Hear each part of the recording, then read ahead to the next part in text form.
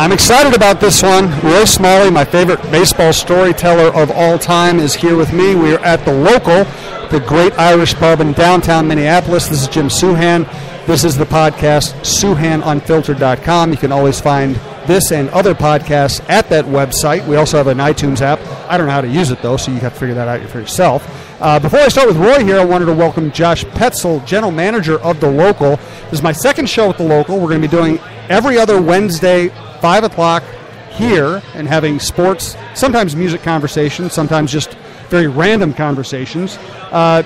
Josh, you got to meet Glenn Perkins last time we did this. You get to meet Roy Smalley this time. Why don't you just kiss their butts since you're the general manager, and that would be good business for you. Well, you know, being in about 6th grade, I think, when we clinched in '87, that was a very fantastic moment. I remember everyone got to get out of school and come downtown Minneapolis for the parade. It was honestly one of the coolest moments of life, because we just don't have any world championships here. That's what we hang our hat on around here. So, no, honestly, as a kid, getting to see that, and then obviously seeing it 4 years later as well, but just a fantastic time and fun to see, and it's a pleasure to be here with you today. Oh, thanks, Josh. Believe me, it was one of the greatest experiences that parade that any ball player ever go through as well. So it was mutual. I just don't know why you didn't wear the same hat as Puckett. Because, there's a number of reasons, one of which is that wouldn't have fit me very well. Josh, anything you want to tell us about the business? I love this place. You know, it's got the authentic Irish carvings, the authentic Irish bar. I used to come here a lot. Now I'm coming here a lot again. I love this place. Anything you want to tell us about what's going on over here? Yeah, obviously a fantastically beautiful building, imported in. All the woodwork inside is brought over from Ireland and redone here. We're in a fantastic location right on 10th and Nicollet on Nicollet Mall. During the holidays, we got Holidazzle Village going on just down the block as well, and that's going on pretty much all day, and all day Saturdays and Sundays. Honestly, getting downtown during the holiday season is an experience unto itself, and quite frankly, if you're missing out if you're not making it down. Absolutely. Now, I know you need to get to the Wild game. You're going to go see my friend Michael Russo, make sure he's okay. And I've done a podcast with Michael Russo, as you know, and it's so easy. I just kind of say hockey, and Mike talks for an hour. It's easy money. He is, and he does a fantastic job. I'm obviously a hockey nut. I watch the sport. I play the sport. I coach the sport. And he does such a great job of not only talking about the Wild themselves, but really the sport in general, whether it's NHL, college, even into the high school and whatnot. And being in Minnesota here, obviously hockey is a big part of what we do, but he does a fantastic job. And I look forward to the blogs and the podcast coming forward as well. Absolutely. Thank you, Josh. We appreciate it. We'll be seeing you in a couple of weeks. Thank you, Jim and Roy. Thanks. You guys have fun. Thanks. We will, Josh. Thanks. Hey, Roy, before we get to all the baseball stuff, I do find it interesting that you and some of your other former teammates decided to settle in Minnesota. Because so many baseball players are from warm weather states, California, Texas, Florida, whatever, and yet you end up here in the winter capital of America. How does that happen? It's a great question. Long about this time, maybe middle of January of the year, I asked myself the same question after being here for over 30 years.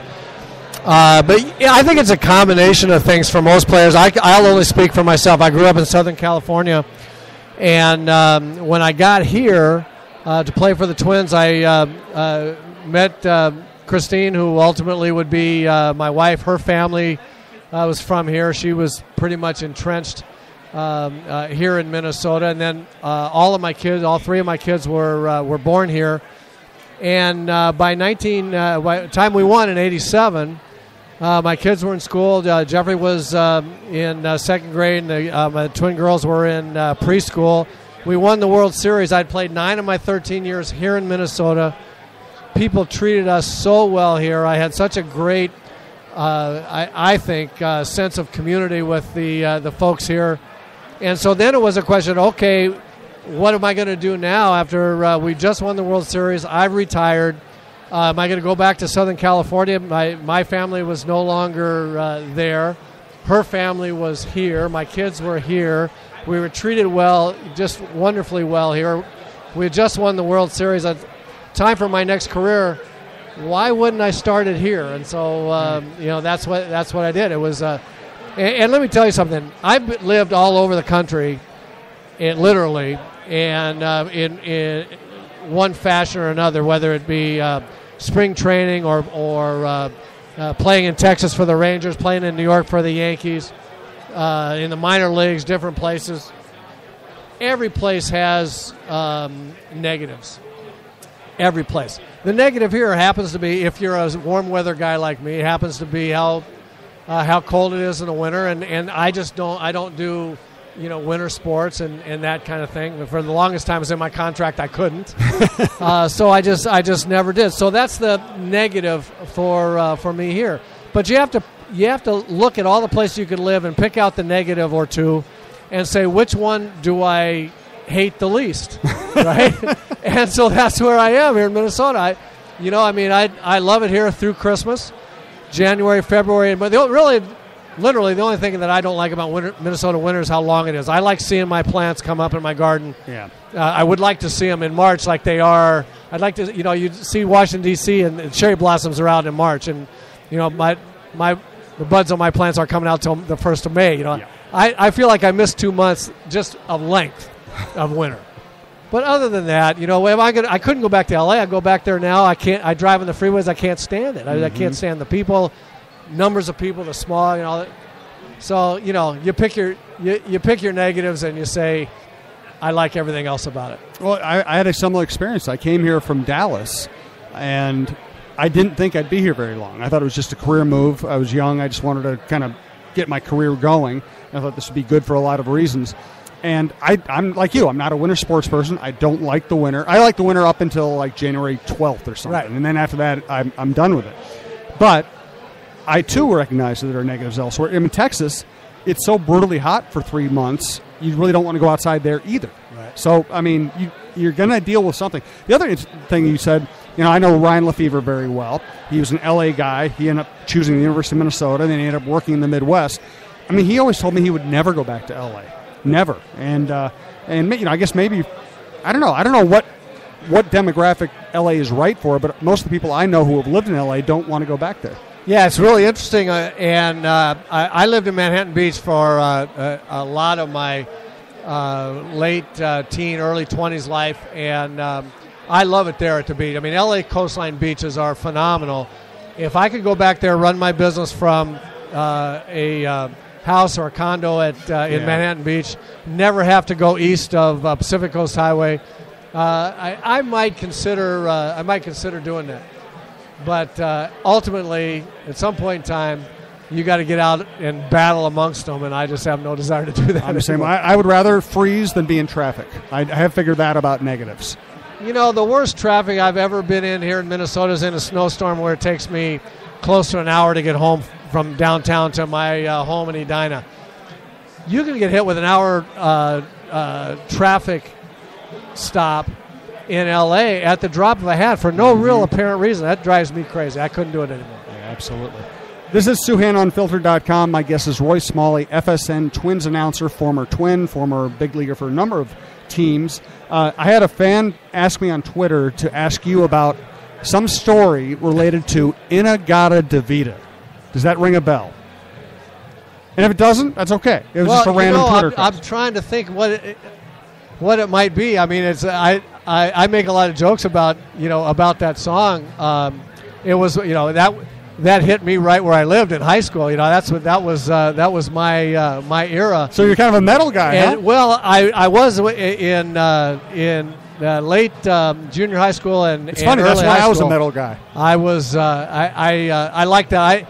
That song was just so different than any. That was when I grew up. What was happening in rock and roll when I grew up was really seminal stuff. I mean, it was Chuck Berry when I was 5 or 6, and then you went through the doo-wop stuff and some of the early vocal-oriented rock and roll, and then all of a sudden I hit junior high school and we had the British invasion, and you had stuff like In-A-Gadda-Da-Vida come out and weird stuff, Vanilla Fudge and all this weird stuff. Hendrix came along, and you get the feeling when I got the feeling when I was in high school that I was witnessing something that was really, really seminal in nature. I mean, this was coming out of seemingly nowhere, right? So that was pretty cool. So In-A-Gadda-Da-Vida was, one of those iconic songs that was a part of that deal. while I'm babbling here, I'm trying to think what about Inagata Vida that was Some fans said, ask them about it. There's a story behind it. Yeah, there probably is. I'm just not thinking of it. That's all right. And you know what Inagata Vida stemmed from, correct? I don't know that I remember. Yeah, they were singing. They were practicing the song. The lyrics that were written for it were "In the Garden of Eden." Yeah, I'd and heard they that. and they started just kind of. I think they got stoned, and that's what it turned out to be. Which is the way a lot of good music was made. Right. Well, the keyboard player, the organist, Inagata Vida, I remember reading, was a son of a minister. Mm-hmm. So he had, or a choir director in church, or something like that. So he had grown up around all of that big pipe organ music, and so obviously that song was very much influenced by that. So you have to kind of take it out of church and put it in the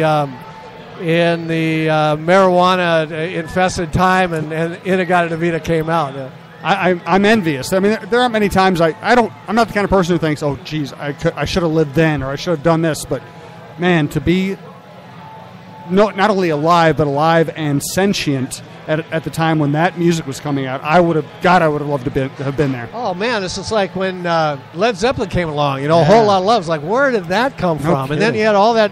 You had Hendrix and the British invasion, all that stuff, and then out of nowhere comes Crosby, Stills, and Nash. Totally different sound. It's like, wow, is that cool? There was just a lot of great stuff going on there. Absolutely. And later in the show, I do, kind of at the end of my podcast, I ask you some weird questions. I'll ask you about your favorite music or artist or whatever, but we'll save that for the end.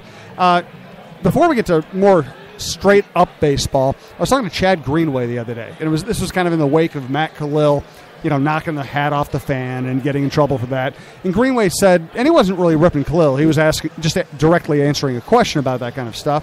And he said, I feel like if you carry yourself in a certain way in public, you just aren't going to have much trouble. I was wondering, as a ball player who was recognizable, did you ever have trouble with fans? I was about to say I've never had trouble with fans. When I first got to Minnesota, in the trade for Bert Blyleven, and Gene Mock, my mother's brother, is managing the team, and I took an awful lot of heat in the stadium, on the field. I got booed pretty heavily late 77, early 78, and until I started playing real well. That's the way it works. You play well, they cheer. They play badly, they boo, and that's what they pay their money for. And I had to battle through that for about a year, over 2 seasons, late 77, early 78, and then had a big second half in 78 and a big first half in 79. All that kind of, was in the All-Star game, and all that kind of went away.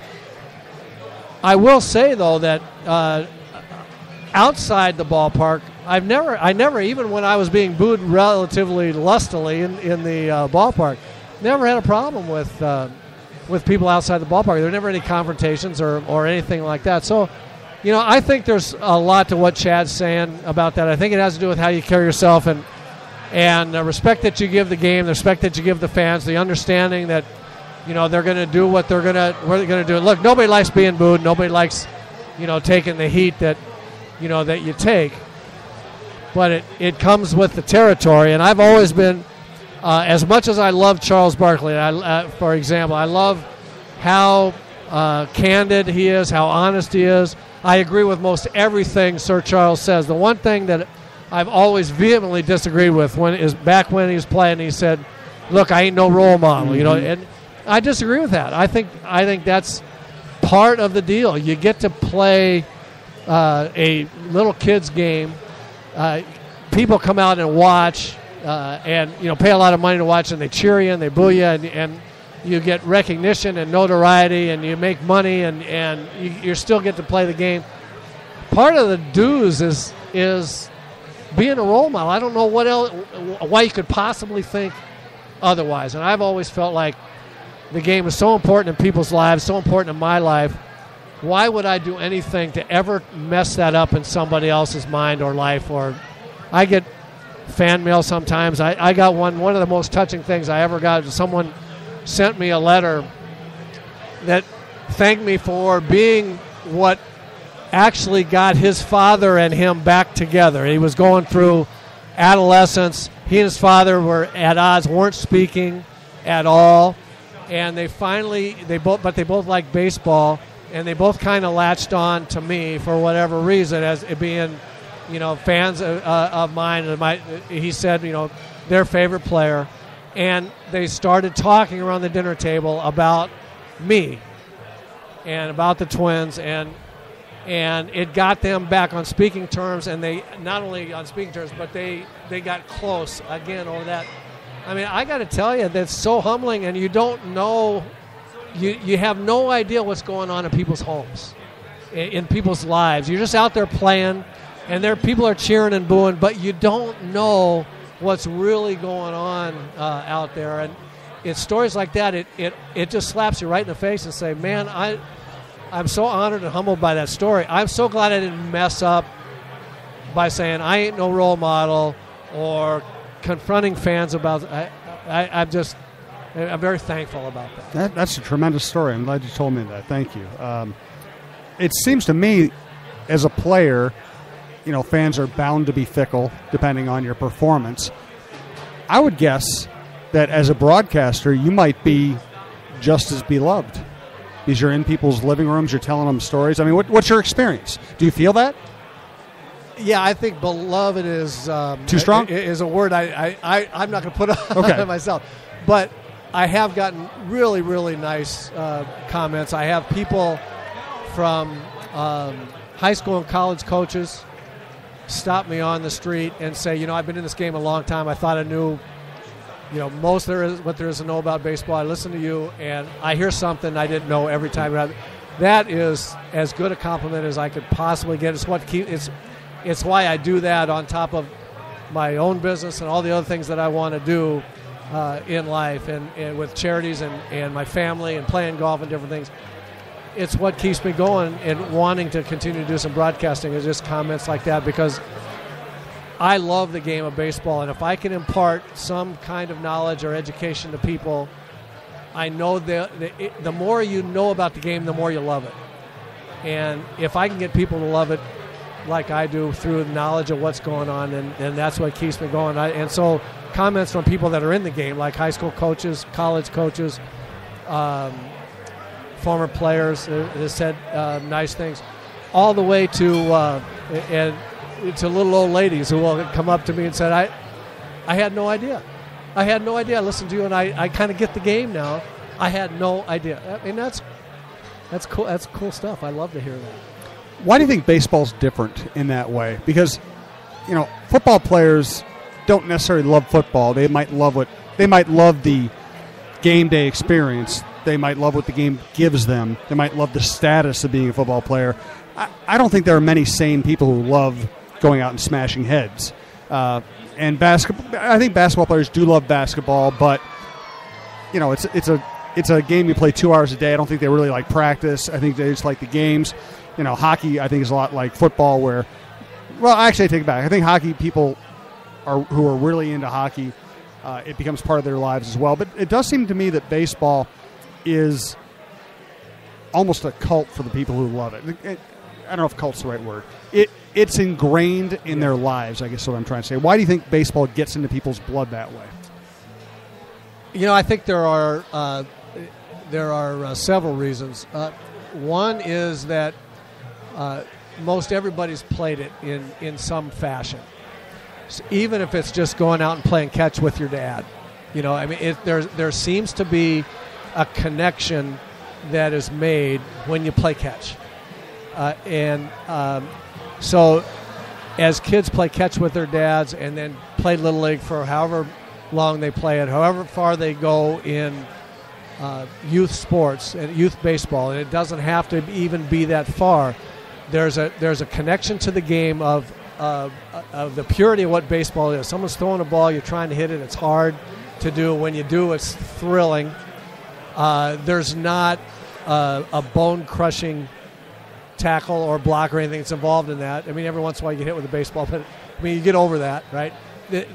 How difficult it is to hit a ball, how difficult it is sometimes to catch a ball and throw it to the right base, and you do that and it's thrilling, and you make a connection that way with the guys that are doing it professionally. You watch it on television or you go to a game with your dad, or with your family or with your friends, and you watch these guys play it, and you look at it and you say, I've been playing that. I've actually done that. Now, these guys are better than I, but I can actually, on some level, do what they're doing. Where we all know that we couldn't go out and take the hits that football players, take. And we can't jump up and dunk a basketball.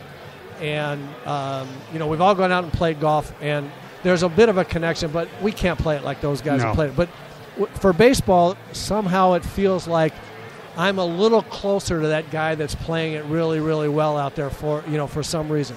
You combine that with the best thing about, another great thing about baseball is the history and the legacy and the statistics and the lore and how that's been passed down through generations. And you can read about, from the, when Home Run Baker got nicknamed Home Run Baker when he hit 9 home runs one year, and the Tinkers to Evers to Chance Cubs, and that's perpetuated through organizations like the Cubs, Tinkers to Evers to Chance, and Wrigley Field, to a relatively young organization in Minnesota like the Twins.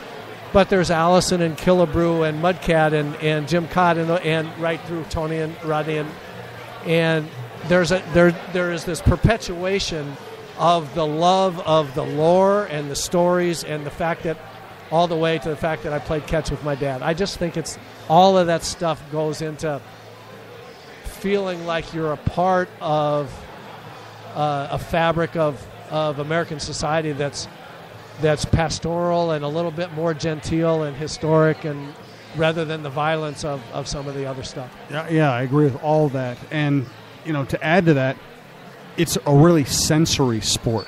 I mean, nobody would wear a football helmet around the house, but you would pick up your baseball glove and wear your baseball glove around the house. Yep. There's some, it feels good. It smells good. Yep. It's remindful of good things.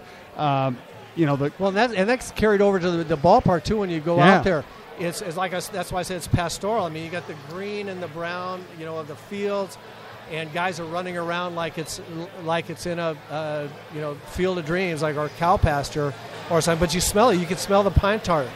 You hear the click clack of the spikes. The sound of the ball hitting the bat. I mean, it's unlike anything else. And so you're absolutely right about sensory, and then you take that home and you feel the leather of your glove, and the ball and the seams and all that stuff. It's all of that stuff. Yeah, and it's a great storyteller's game, and I knew that because when I grew up, I was basically a football and baseball fan growing up, and I got to go see Johnny Unitas play. I got to see some cool things, but football really is about the game day experience. It's about that 3-hour window, whereas baseball, you can talk about it, analyze it, tell stories about it, read about it. I always found, and I recognized this even when I was really young and before I might have even been able to form the thought really cogently. I think it just struck me. You read about football, it's kind of like reading a comic book, and you read about baseball, and it's like reading Shakespeare. There are layers. There are subplots. There's context to everything that happens, and that's why I fell in love with the game and reading the game and writing about the game. Yeah, no, you're right about all those things. It's all part of it, down to the fact that you can go out early to the ballpark and watch batting practice and fielding practice, and there's stuff that goes on there that's really, cool stuff. I mean, you can watch how different guys take batting practice and try to figure out what it is that they're trying to do. They don't go up there like the long haul bombers and try to hit everything out, in the second deck and to their pull field. I mean, they're working on things. They're trying to do things, and great stories happen around the batting cage. I mean, there's lots of great. It's just a great life. It really is. I'm going to be an old guy now. I really miss the days when, as a reporter, you kind of just stand behind the batting cage and somebody would give you a tip or tell you something funny or crack a line and you could use it later. It's a little more corporate now these days, but that's kind of inevitable. Just to get to current events briefly before we go back to story time, what did you think of the Irvin Santana signing? Oh, I like it a lot. I think it's a really nice signing by Terry Ryan and an agreement to the size of the contract by the Pohlad family. I mean, obviously they're trying to win. They're trying to get make the team better. There's no denying that they have not been able to compete on the mound from the starting staff. for several years now. And they went out and made 2 really nice deals last year, one of which worked out in getting Phil Hughes and Nolasco. I think it's too early to give up on Ricky Nolasco, but so he'll be in the mix next year, and hopefully he'll get that. He's healthy and he'll get that sorted out. But they made a nice effort there, and I think Santana is a Hughes type of guy. He'll eat up innings.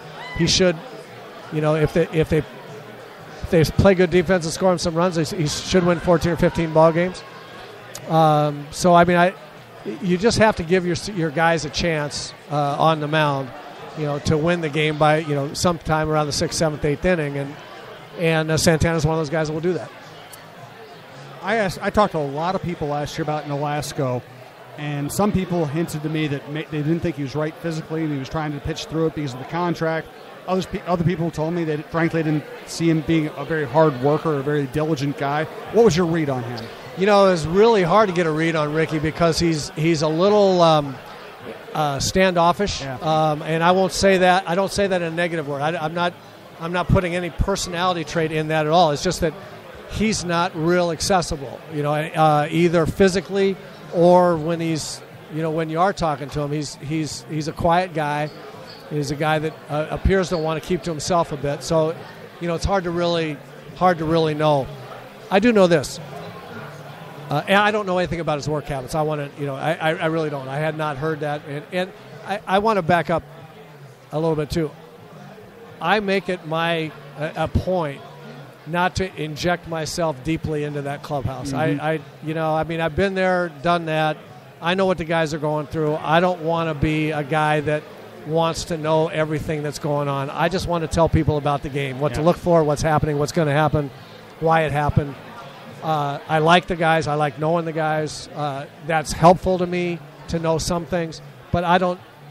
Those kinds of things I purposely try to stay away from. So I'm totally honest when I'm saying I don't know if he's a hard worker or not a hard worker. I have no idea. I will say that when you get a contract that's as big as his was with an organization who has never really done that before, there's a lot of pressure that a player will feel, right, wrong, or indifferent. There is, and that's going to affect you. Some guys react to that, differently than others. If you're a pitcher and you've got a little elbow tightness, soreness, pain, that affects you physically and mentally. He had a lot of stuff going on with him. I don't know how serious the elbow deal was. I'm going to take it at everybody's word that it was serious enough they had to shut him down. He should not have been pitching with it. We'll see now. He's going to be healthy. He's got as much pressure this next year or more because he still has that contract, and he wasn't good last year, and he's got to come back and earn it. He's got to earn the fans back. But he may be physically and mentally, starting fresh next year, a little bit better able to handle that. We'll see. As a student of hitting, pick out a young Twins hitter that you like, that you see something in. Well, I love Santana and Vargas. I like them both, and here's why. I think it's been pretty well documented and talked about that Danny Santana has incredibly fast hands, and he does. For hitters, what people should understand is the way you hit the ball hard and or long is the speed of the big end of the bat going through the zone when it makes contact with the ball. It's generating that speed and then having the strength to withstand the impact of the ball against the bat, so that there's no backup there. There's no stopping of the bat. It's whistling right through the ball, right? So you get a combination of those things, and you've got a potentially really, really good hitter. Danny Santana can make that bat whistle. He gets the big end of the bat through the zone very, very quickly. It allows him to make up for things that might be mechanically off a little bit, might be full a little bit, whatever it is. He can make up for a lot of things. And then that speed is a tremendous, tremendous asset. I like that, and he's fearless at the plate. He's confident, and he's not afraid up there. He's not afraid to go up there hacking at it and letting his talent. So, I mean, I love that about him. With Kenny Vargas, he's got similar. His hands aren't as fast as Santana, but he can get the bat moving quickly, and he's frightfully strong. So he can hit the ball hard, and he hit the ball a long way. You can't teach that. What I love about him, what I saw last year, is his willingness, his ability, and his willingness to get in a situation where he's not quite sure or get to 2 strikes and hit the ball the other way. And here's a guy who can hit the ball 450 feet to his pull field, and he's just fine driving in a big run by lining the ball to the opposite field. And that's something that it takes a long time for a lot of hitters to learn, how to do that. Now, and the other thing about Vargas is that I know that he struck out badly on a breaking ball one time last year against Houston. He won a game for Phil Hughes last year against Houston at Target Field. Struck out badly on a couple of breaking balls, standing in the on-deck circle thinking he's probably going to get a breaking ball if he gets up there again, and he watches whoever was hitting in front of him get a bunch of breaking balls from the Houston pitcher. So he said, I was in the camera well down, and he walked up there. I could tell by the stride he took into the ball that he was on curveball speed, not fastball speed. And he got a curveball and he hit it in the seats, and for a 3-run home run, then Hughes won the game 3-1. The guy's up from Double-A, and he went up to the plate in the big leagues with 2 guys on and looked for a curveball. It's hard to teach that to a guy this early too. So there are things about those 2 guys that are incredibly, incredibly encouraging, and really a lot to like. Now, they don't have 700 at bats in the big leagues yet. I don't know. I don't think they have 1,000 between them. So Danny hasn't really been through a real bad streak yet. He hasn't been through an 0-for-26. Maybe he never will because he can run so well. But at some point in time, there will be times in both of those guys' lives during the course of a season, probably next year, where all of a sudden hitting's a mystery to them, because it happens to all of us. I've seen it with everybody, from Puck to George Brett to Dave Winfield. I've seen it with everybody, and it's how you react, how you get yourself out of that, how you react to that, how you come up, how you keep your mental stability and your stability of your psyche through those times and get it back and get rolling again. And they're going to have to live through it, and we'll see how they do that. And I expect it'll be okay. And those times will shorten up and get less and less intense, those bad times, as they get older and have more and more success. But they're going to go through it, and we're going to have to see. Kenny Vargas went through that a little bit, this past year. And I was actually kind of glad to see that. And he came back, and he was okay. But he's been through it once. He knows that, now he's seen it happen in the big leagues. But he's making the jump from Double-A. Danny came up from a few at-bats in Triple-A. They got a lot of big league at-bats before they know exactly who they are. Right. It's a truism that hitting is hard. Anybody who's tried to hit at any level knows that's true. Why is hitting so hard? What is it about hitting that just makes it such a challenge to everybody at every level? God, what a great question. First of all, you have to think about the top speed at which you have to make up your mind to swing, the top speed of the ball, and how little time you have to make up your mind. So in the big, let's just talk about the big leagues, because it's hard everywhere, but you kind of conquer all that. You get used to the top end speed by the time you get to the big leagues. So let's talk about that. If a guy's throwing 90 miles an hour, you got about a half a second. You got 0.5 seconds from the time he releases the ball to the time that you have to make contact with the ball. You can't just stand there still, see the ball, and then say, okay, I'm going to get my body started and swing at it now. You don't have that time. So as he's releasing the ball, you're giving yourself some kind of wind-up, if you will. Like the pitcher winds up, delivers the ball. As you're seeing the ball, you've wound up, and you're getting yourself in a hitting launch position. And then you've got 0.3, 0.4, 0.5 seconds from that launch position to say, yeah, go.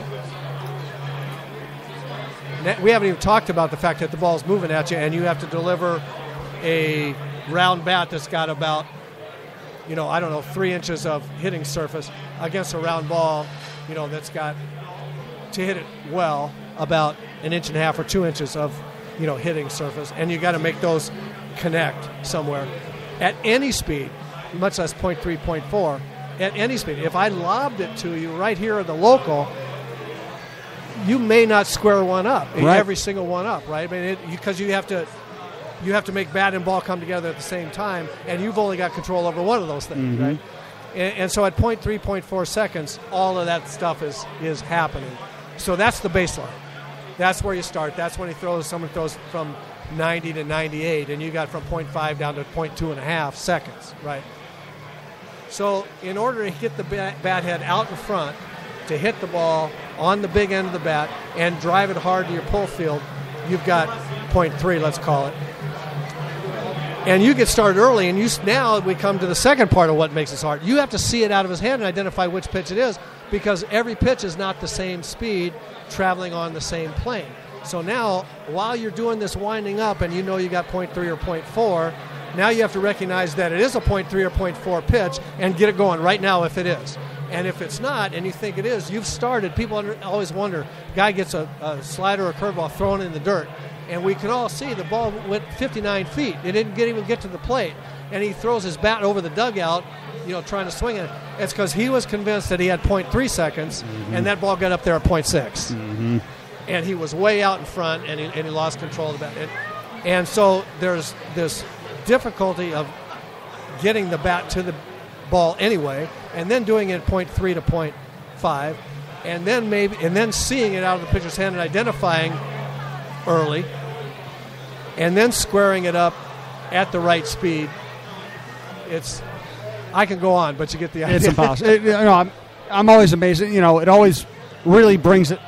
The game looks really easy from the press box and from the farther stands. And even more so from the center field camera on television. Yes, absolutely. But when you watch live batting practice early in spring training from right behind the cage, I remember one spring, Scott Erickson, just nobody could touch him. Yeah. They couldn't hit a foul ball off of him. You watch him throw the ball 92 miles an hour and it got up to the plate and would go down about, 12 inches, 14 inches. I mean, just the bottom drop out of it. And you say, when I was out of baseball, I retired after the 87 World Series. And in 1995, I was an analyst for ESPN on the Baseball Tonight show. And I would go back to Bristol, Connecticut, Thursday, Friday, Saturday, do 2 shows a night, 10 and midnight Eastern time, Thursday, Friday, Saturday night, get up early Sunday morning, come home, see my family, Sunday through Wednesday. And when the Twins were in town Monday, Tuesday, Wednesday, I'd go out and try to get some information, talk to Twins players, talk to visiting players. One day I went out and I wanted to talk to Rich Mason. And Stelly was the bullpen coach for the Twins forever and ever, in the Twins Hall of Fame now because of it, and or at least one of the 50 greatest Twins. And I wanted to talk to Stelly about a couple of things. And he says, come on, I got to warm up this kid down in the bullpen. He's going to throw on the side. He said, you come down and talk to me down there. And I won't mention the kid's name. He wasn't around here long. He was like the long man, emergency starter type of guy. And I kind of stood up next to Stelly, like left-handed, like I had a bat in my hand, and the kid got loose, and he was throwing. And here comes a pitch, and I went, man. I said, Stelly, how hard he's throwing? Is he throwing? He goes, oh, man. Well, he's throwing 89, 90. I mean, he's the kind of guys you used to tear up, right? Right. I go, really? I said, man, that seems hard. I've been out of the game 8 years. I'm going, man, that seems hard.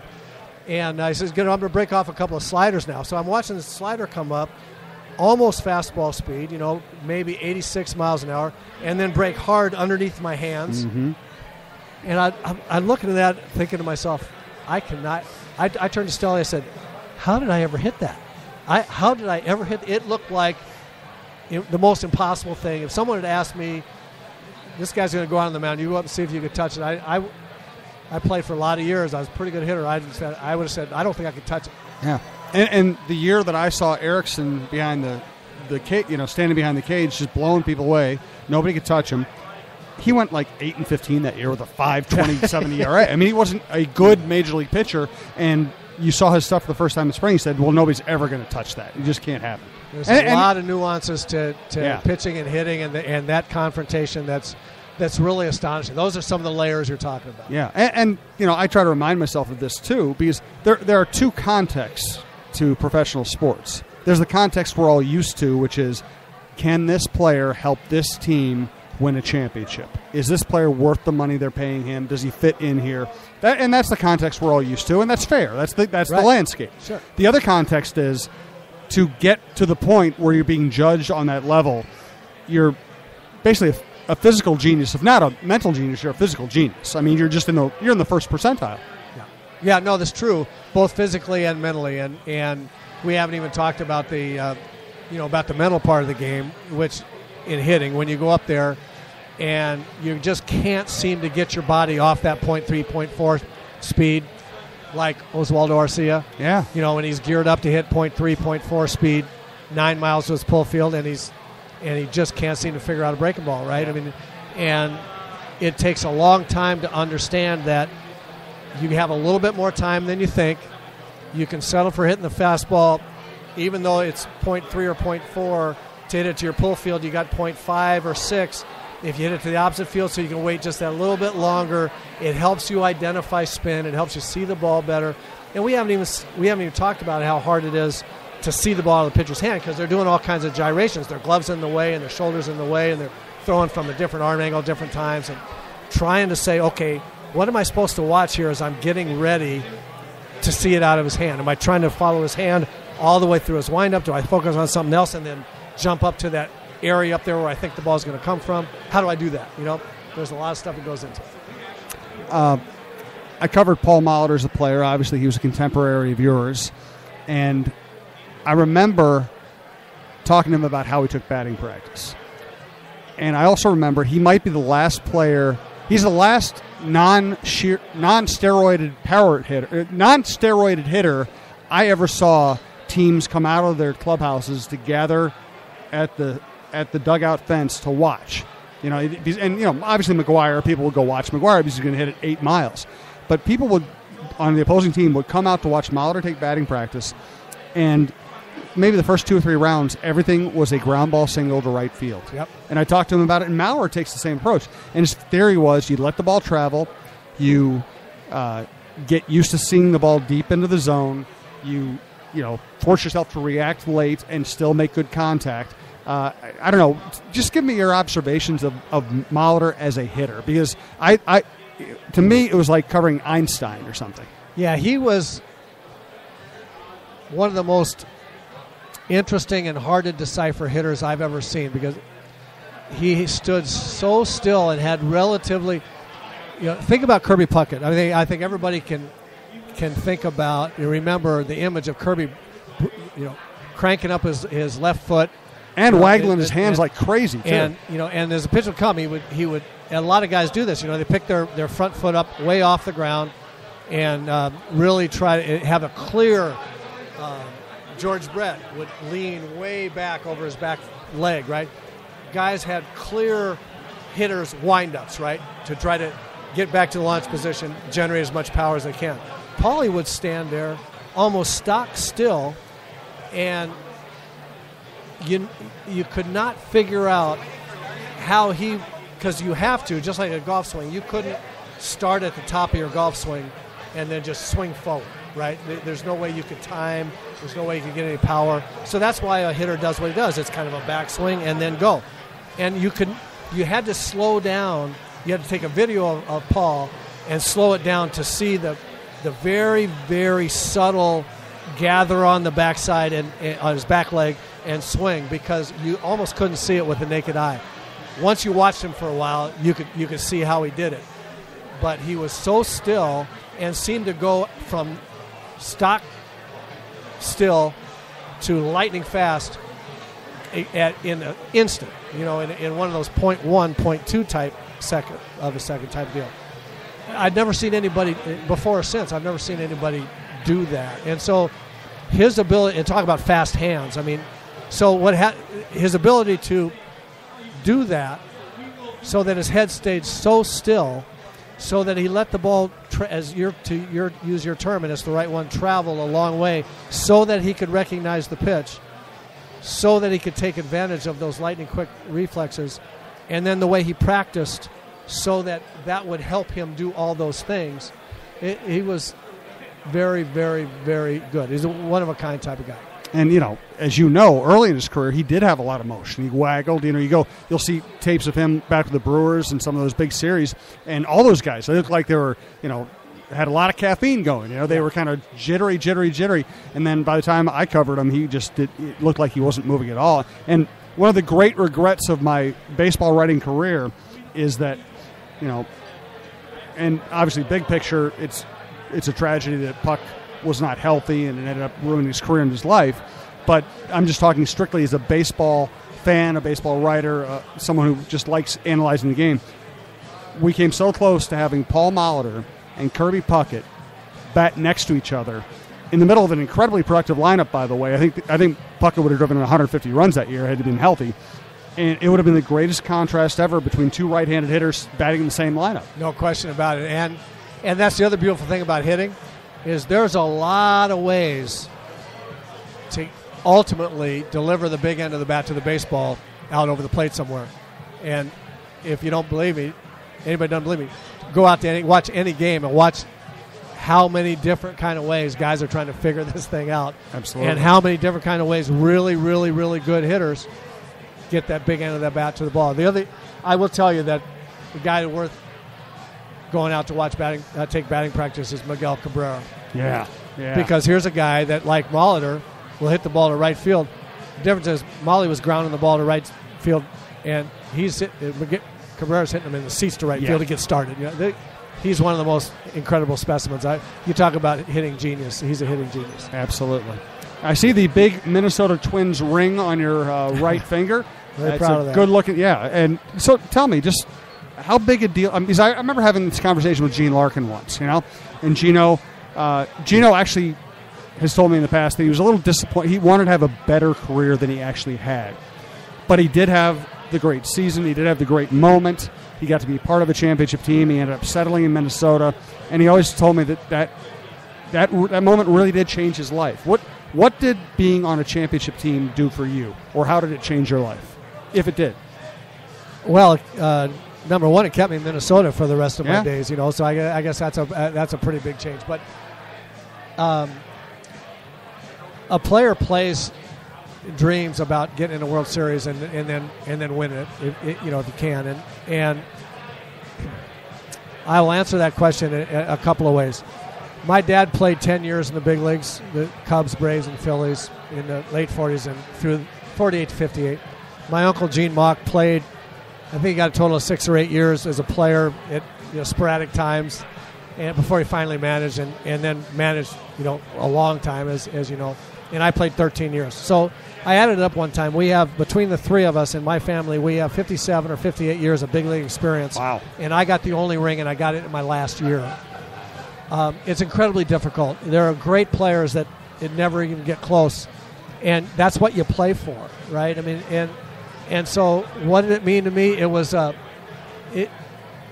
it was bittersweet for me in some of the ways that Gino Larkin would have some regrets or at least some disappointed feelings about certain things in his career.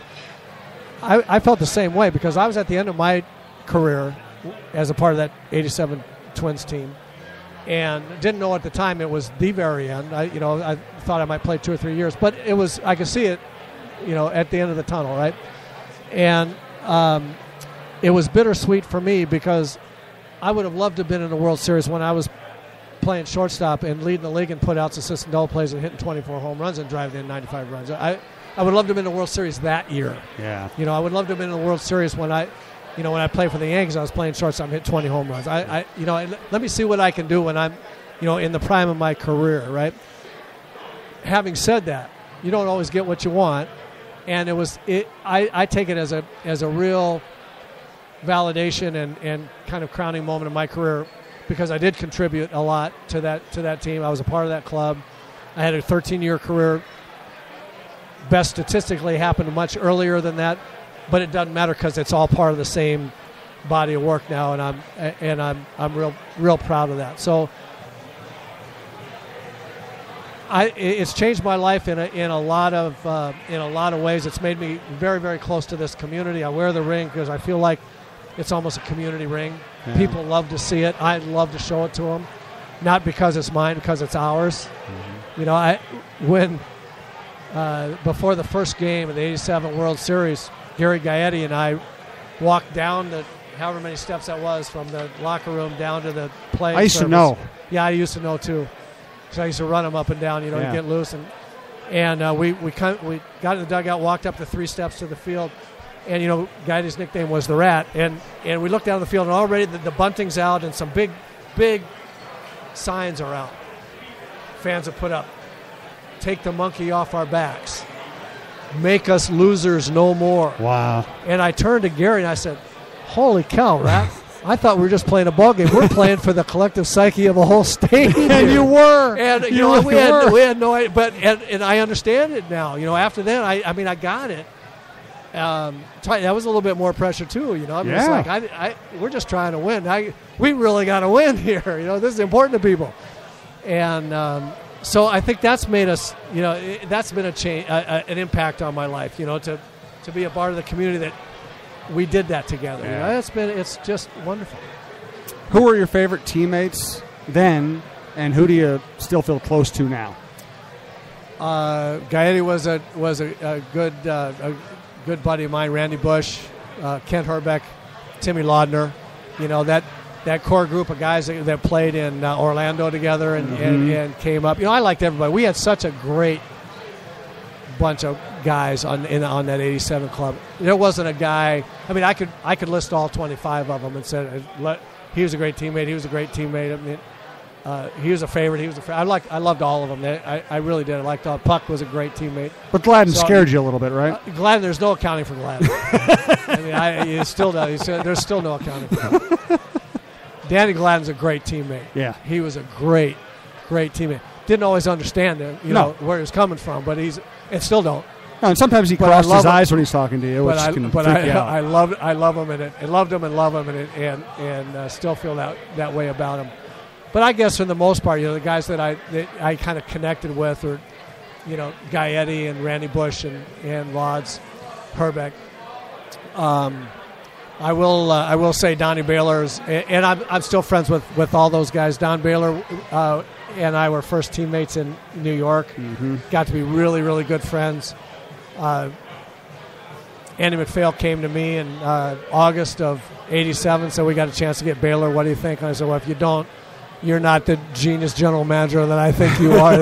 Everybody and I think you are. You better do that. And the thing about Donnie Baylor is he didn't do much. He didn't hit much in September. Didn't do anything in the playoffs.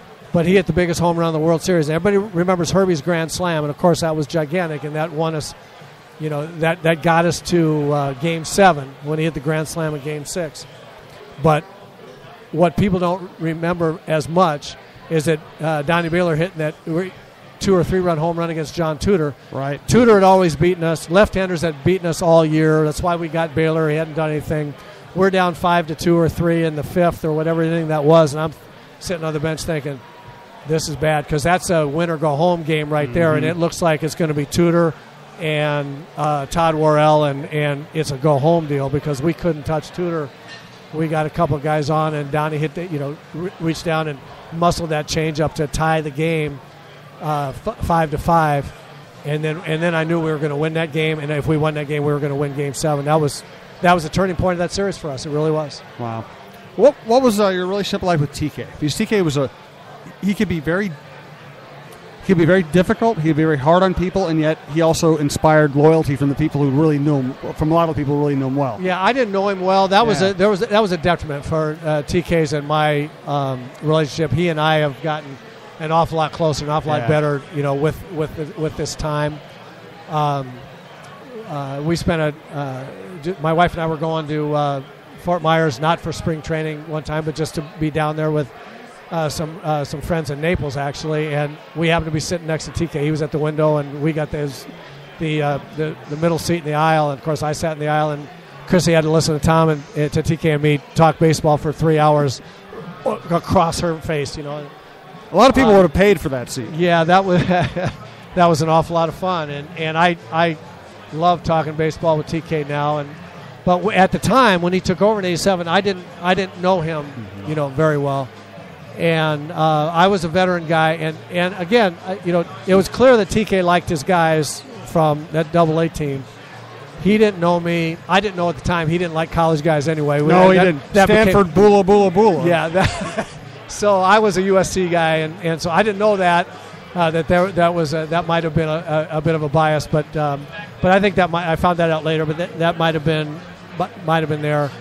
And TK wasn't the type of guy that was okay. Roy's been around for 13 years. I'm going to make this decision or that decision. I'm going to call him in the office and tell him why I'm doing that. I was the type of guy to say, I've been around 13 years. I'd like to hear from my manager. I'd like to have the respect to him. Say, you know what? Not going to play you now. We're going to go a different direction this game or for this week or whatever it was. And this is why. I just want you to know this is what I'm thinking. So when those kinds of things didn't happen, I don't think that sat real well with either one of it. It's like he didn't feel like he had to say anything. I felt like he should have, and those kinds of things.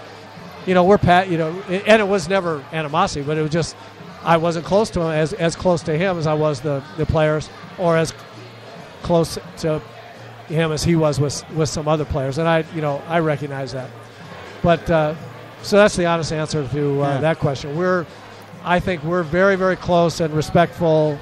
Now I think the broadcasting has helped a lot. He said some very, very nice things about me in terms of knowledge of the game and what I impart to people. I mean, very, very nice things.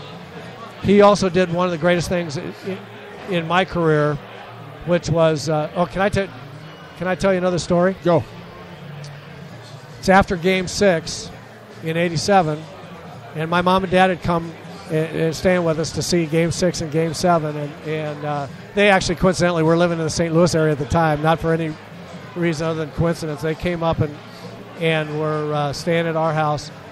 And after Game 6, we went home, and my wife and my kids and my mom went to bed, and my dad and I stayed up for a little while talking about the game, and we're having a beer, and he said, well, what do you think about tomorrow? I said, we're going to win. He said, what do you think about your chances tomorrow? I said, well, we're going to win. There's no doubt in my mind. He goes, no, I don't mean that. I mean, what do you think of your chances of getting in the game? Because I was DH against right-handed pitching and pinch hitting against right-handers, and I said, well, and they were starting a left-hander that day, Joe McGrain, so I knew I wasn't in any chance of being in the lineup. It was going to be Baylor as the DH. And I said, I know exactly when I'm going to get in the game. He looked at me and said, when? I said, it'll be in the 7th inning or later with the game on the line against Todd Worrell. Mm-hmm. He goes, why do you think that? And I said, because TK will make one move and one move only. There are only two guys he'd pinch hit for. He'll pinch hit for Lombardozzi or he'll pinch hit for Gagne. He's got Al Newman sitting on the bench, so he's not going to lose a lot of defense, but he's not going to pinch hit for both of them. Mm-hmm. I'm not going to go out there and late in the game play shortstop at age 35. I'm not going to do that anymore. So if he's going to make that move and then he's done, that's his lineup for the rest of the game in the middle of the infield, he's going to do it when the game's on the line. He feels like I got to try to win it right now. Yep. And if that's the case, if he's got to try to win that game right now, then Whitey Herzog in the other dugout is going to have Worrell in the game because that's his closer, and that's going to be the matchup. It's whoever the pinch hitter is against Worrell, and I think that's going to be me. I think that's what's going to happen. So the next day, we're playing the game, and the score is 2-2, and I'm watching. And in the 5th inning, I'm watching how the lineup's starting to roll over. And I start running up the stairs of the clubhouse, and I'm swinging, I'm getting loose because I'm thinking in the 7th inning, it could get around to Lombo and Gag, and if we get anybody on, they're going to be up, and I think that's going to be me. So I'm ready. I got my shin guard on, I got my gloves on, I got my helmet on, I got my bat, everything. I'm ready, and it turns out we get two guys on with one out in the bottom of the 7th, and Lombo's coming up. And Larkin's back there. He's now ready. Randy Bush is back there. We got and me. And I have 3 left-hand hitters. We're all standing back there. We're ready. But and TK came around the corner and looked at 3 of us and pointed at me and said, "Go win the game." Like that. And so I've got everything to love Tom Kelly about because I went up there and it was a classic battle. I mean, it was like a 9-pitch at bat, foul ball, ball, foul ball. And finally 3-2, 3 foul balls. I finally walked to load the bases, and then Gagne busted his bat up the third base line, and we scored a run there. And later, Gladden hit a sacrifice fly. We went 4-2. So I was in the middle of the 7th game of the World Series in '87. Because I was ready. I kind of had to figure it out, but TK gave me that chance, and I will never ever forget that. I'm getting chills. Dang! Somebody must open the door. All of a sudden, it's cold in here. Well, I think that is kind of the perfect story to end the traditional part of this talk on. Let me hit you with some kind of fun questions I ask my guests at the end, and then I'll see if you have another story that just happens to pop in your brain that might give me chills. Favorite TV or movie these days? I think my favorite movie of all time is The Big Lebowski. I'll just go on record as saying I've seen it 15 times. It's as brilliant at the 15th as it was the first time I ever saw it, and it's in my view there's no other movie to watch. My last guest, Tom Linneman, a buddy of mine, he played quarterback at St. John's. He's just a complete character. Had him on Monday night.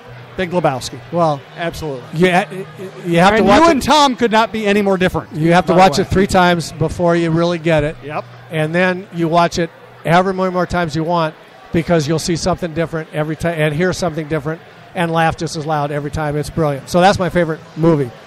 From a television show standpoint, my wife and I spent last winter going through every episode of Breaking Bad on Netflix, because we had not watched that, and I thought that was brilliant, and topped maybe only by what I watched by myself after that last year, which I thought was brilliant television, which was True Detective.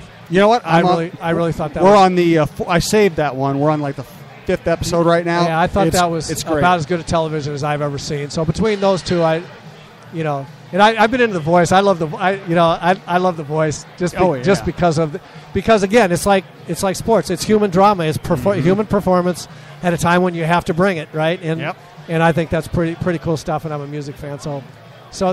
And all my guests have had incredibly good taste when it comes to all this stuff. And I love your picks.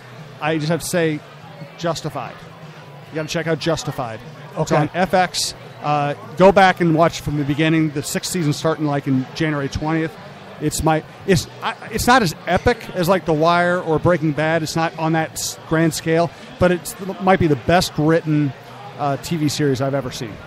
It's on Elmore Leonard novel, Come to Life in Kentucky. Elmore Leonard. I haven't read Justified, but I've read a lot of Elmore Leonard. Well, it's based on. I love it. It's based on an Elmore Leonard short story or novella called Fire in the Hole. Oh, sure. But they took that and they just blew it, turned it into an incredible drama. Nice. You got to see it. Nice. Favorite music? Oh, that's really, really hard for me. I grew up, and we talked about rock and roll. I mean, I cut my teeth on a seminal time in rock and roll history, I think, and so I'll always love rock and roll from most any era, but that's my anchor, back there, and so I listened to that as I was getting into. I mean, still on my iPod today, I've got thousands of songs, but I mean, I still have my lists of High School 1, High School 2, High School 3, wow.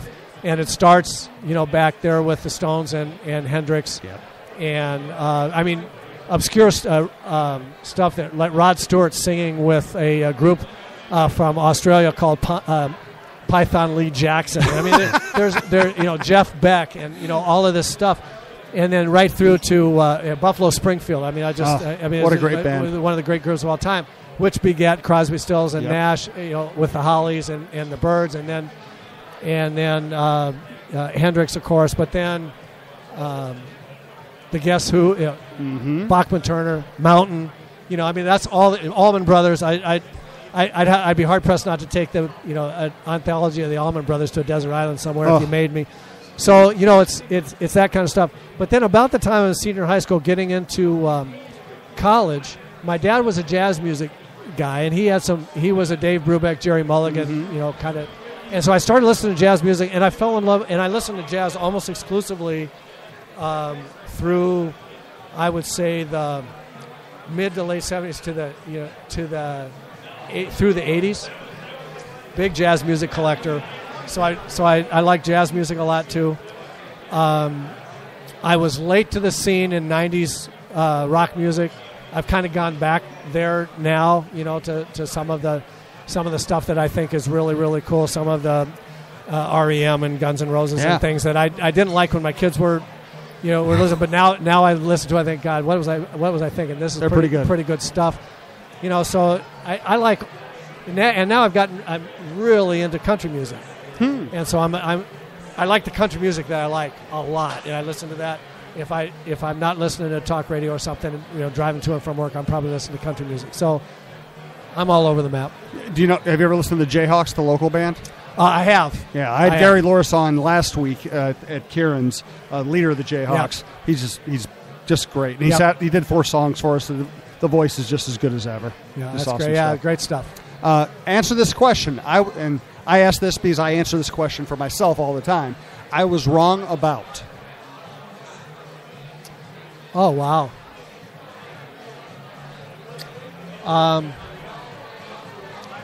God, where would I start? I've been wrong about a lot of things. Well, we all have been. I think I was, since we're on this tack, and I've got it on my mind right now, I'm going to say I was wrong about TK. I'll tell you another quick story. We went into Boston. We were in first place. We went on the Detroit-Boston trip in first place, went 1-6 or 7 on the trip, got swept in Boston. I think we won a game in Detroit, got swept in Boston, came home. Dan Barrero said, well, they're done. This was the time they were going to assert themselves, blah, blah, blah, and they're out. But I will tell you that we're walking out Sunday afternoon after getting our butts kicked, and all the games went the same. We didn't have great pitching. It was Viola and Blyleven. Yep. Hope that they did well. If they got beat, we were in trouble. We had to score 10 runs, and we scored a bunch of runs. Got beat late. We got beat 10-8 or something on Sunday, and there was a lot of grumbling walking out to the bus, out of the dugout, out of the clubhouse in Boston. And guys grumbling and looking around. TK's not around. Nobody saw him anywhere. But we're all on the bus, and TK was the last guy on the bus. And he tells the bus driver to wait. He closed the door, and he said, I got something to say. And he said, look, I don't want to hear any of you hitters talking about these damn pitchers giving it up. He said, we're all rowing the boat together. Now, you've heard him say that a million times between then and now. That's the first time we had ever heard it. We're all rowing the boat together, and we're going to do this together, or we're not going to do it. So, who's giving up runs, or who's not hitting, or who? It's not pitchers and hitters. I don't want to hear any of that BS. We're rowing this boat together wherever it goes. So that's it. And I remember sitting back and thinking at that time, I've seen a lot of managers. I think Mock's the best I ever saw. I've been with La Russa, I've been with Billy Martin a couple of times. I think for any one message to be delivered at the perfect time to the perfect bunch of guys that needed to hear that was as good, or maybe the best I ever heard right there. And as I got through the end of the season, and I got away and watched him manage, watched him create the what he created in terms of how he wanted teams to play.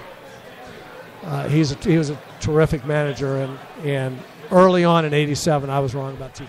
That's another great story. I think we're going to end it right there. That's just so much great stuff. I appreciate it, Roy. I just love, the great thing about this format is I talk to people I know, and there's something about just the openness of this format that people tell me things I've never heard before. It's like, well, I'll tell you something. What this format does, and what's sitting across from you, looking at you, eyeball to eyeball, is, we're not on a time schedule. If the story, I don't have to worry that I only got 30 seconds for this story. Yep. It's conducive to that, and it's fun talking to a guy that knows a lot about the game, because I love the game. Well, this is great stuff. I appreciate it very much. For those listening, of course, you can find this and all the other podcasts at SOUHAN-UNFILTERED.com. This is a part of the Alive and Social Network. Thanks to Evan Davis for running the board. For Roy Smalley, this is Jim Souhan, and I think we'll be having Roy back on again when we can afford to pay his enormous bill to get him on the air. Well, parking's tough down here. Absolutely. Thanks, Roy. Appreciate it. And we'll talk to you soon.